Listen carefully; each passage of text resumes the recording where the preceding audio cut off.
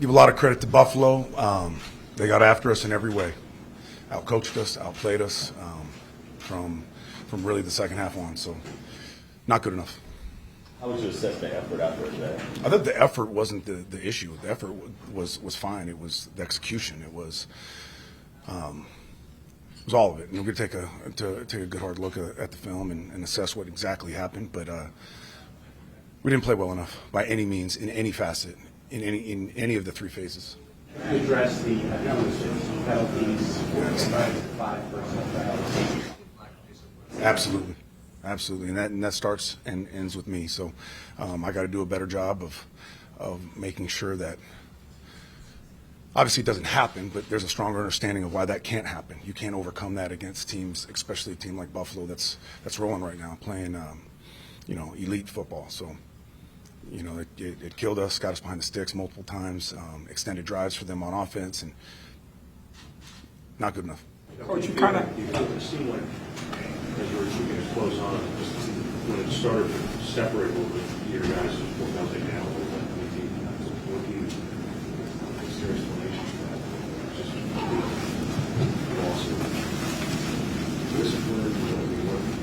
Well, absolutely. The penalties and some of the execution stuff is a discipline thing for sure, and we need to be better in those moments. But as far as melting down in you saying in the drives or in the quarters, or just in general. Yeah. I'm going to take a hard look at it and have some hard conversations with some of the guys, and just obviously I have not communicated that well enough the impact of some of these penalties, and you got to do what's right for the team over what's right for you in that moment, and we're losing touch with that too often. Ever think you'd see the day where Aaron gets called out? Yeah, I mean, I don't know. I will look at the tape, but I just thought it was in his defense, he was going to erase a mistake, and he was busting his butt over there, and I'll take a look at that one. How do you think Aaron played today? I got to look at the tape. Honestly, I didn't get to see a whole lot of the offense. I was doing a lot of defensive adjustments, especially that first half and a good part of that third quarter. So we'll see when I get a good look at the tape. How tough it is to play against a guy like Josh Allen? Yeah, it's he's going to test you in every way. You can do everything right schematically on the whiteboard, and he can still beat you. And he demonstrated that today multiple times.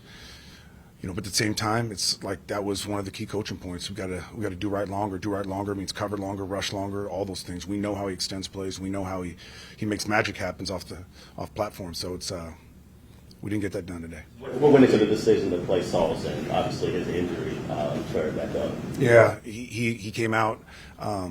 It was on Thursday and felt really, really good, and he had a really nice practice on Friday, and then he came out and did a pregame eval, and he was rolling. He was feeling really, really good about it. So, unfortunately, he wasn't able to finish today. Jeff, what went into going to Thailand? I mean, to Taiwan, and did you think about doing it a little earlier? Was that discussion with Aaron? It wasn't. Yeah, it was just towards the end there where it got a little bit out of whack, and from a protection standpoint, we were struggling. So, Tyrod has an amazing superpower of being elusive and athletic, and it was necessary today. You anticipate starting Aaron next week? I do, yeah, barring an injury. How much of a factor were those injuries on the offensive line today with the protection? It's always part of it, but at the same time, we gotta help those guys out when they come in the game, and also we gotta play better and execute better. Is it embarrassing, Jeff? You've got 40 points.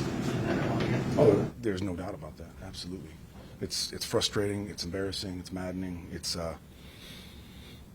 it's all of that. The sequence in the third quarter, you guys punt, end them down, get the ball back to the set of downs, and then you got the interception there. I mean, do you feel like that was kind of where the game started getting away from you guys? Yeah, there's definitely a momentum switch right there, but at the same time, we got to overcome that, and we got to step up in those moments of adversity and stand up as a defense, and we didn't get it done, and that starts with me. What about that sequence? It was your first possession of the third quarter where you were on the 37-yard line. You took was that Yeah, 4th and 5. Yeah. 4th and 5. What was your message to the team? we got to finish. You know, we got to honor. You got to honor yourself. You got to honor the relationships that you've made in that locker room. You got to honor this team. And Quincy had a strong message too. And he's absolutely right. When this tape gets evaluated, no one cares what our record was. Nobody cares what the score of the game was. The tape is who you are, and that's players and that's coaches. So we got to demonstrate exactly who we are next week. Judy, how do you finish strong at home in front of your fans to close out the season? How do you finish?